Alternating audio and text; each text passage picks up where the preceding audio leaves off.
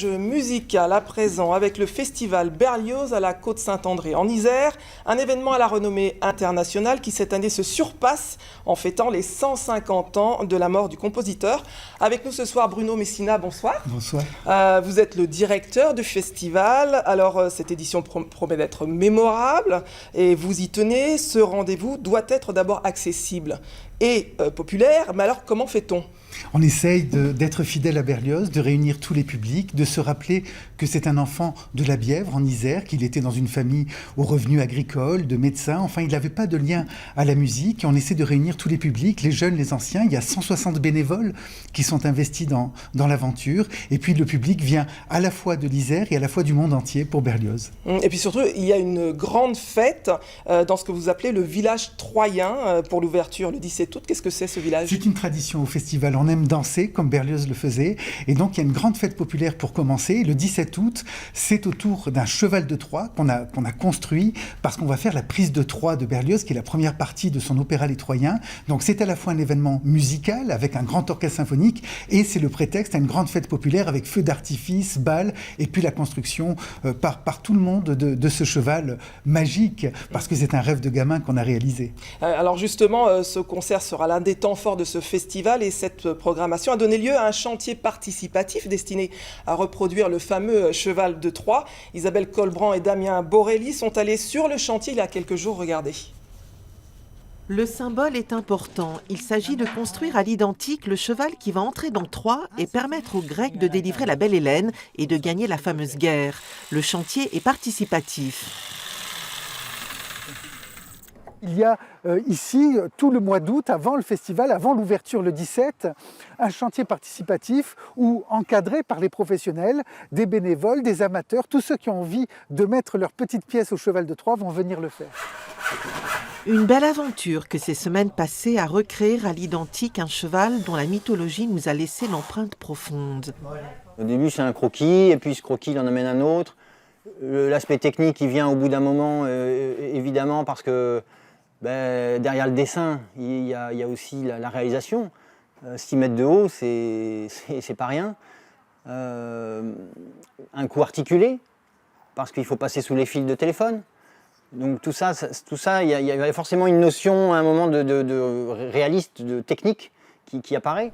Ce cheval entreprendra dimanche sa lente déambulation dans les rues du village natal du génial compositeur qui était Hector Berlioz. Aboutissement du rêve le 25 août prochain avec la représentation de la prise de Troie de l'opéra Les Troyens, l'un des nombreux temps forts du festival. Bon alors, on l'a vu, ça commence fort, mais venons-en à la commémoration nationale de la mort d'Hector Berlioz. Au programme des événements partout en France et tout au long de l'année. Mais ici, chez lui, vous mettez les petits plats dans les grands. Avec quoi allez-vous éblouir ce public ?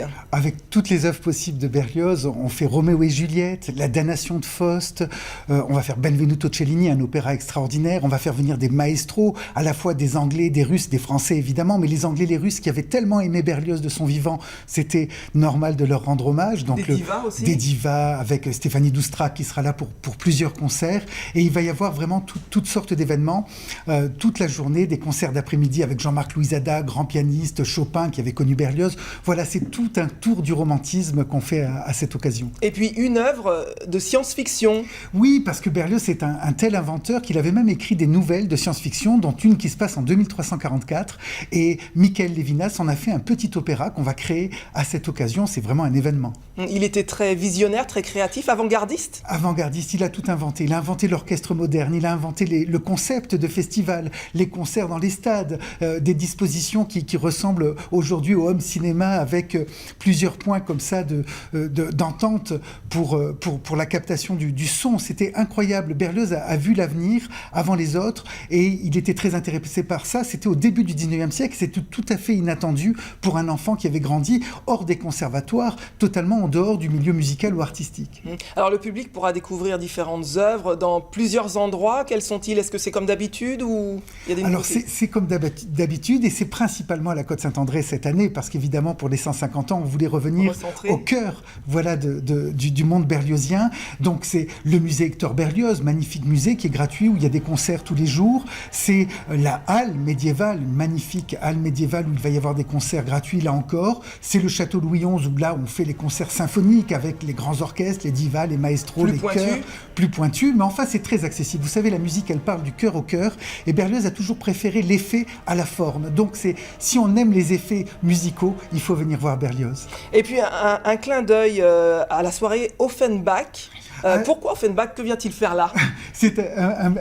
Voilà, c'était une petite taquinerie à Berlioz qui était très agacé par le succès d'Offenbach. Et cette année, c'est le bicentenaire de la naissance d'Offenbach, qui n'est pas une commémoration nationale comme Berlioz. Alors on a quand même voulu lui rendre hommage. Et il y aura une soirée le vendredi 30 à la fin du festival avec Hervé Niquet qui sera très très drôle autour d'Offenbach et cette musique qui souvent finalement est une taquinerie avec Berlioz.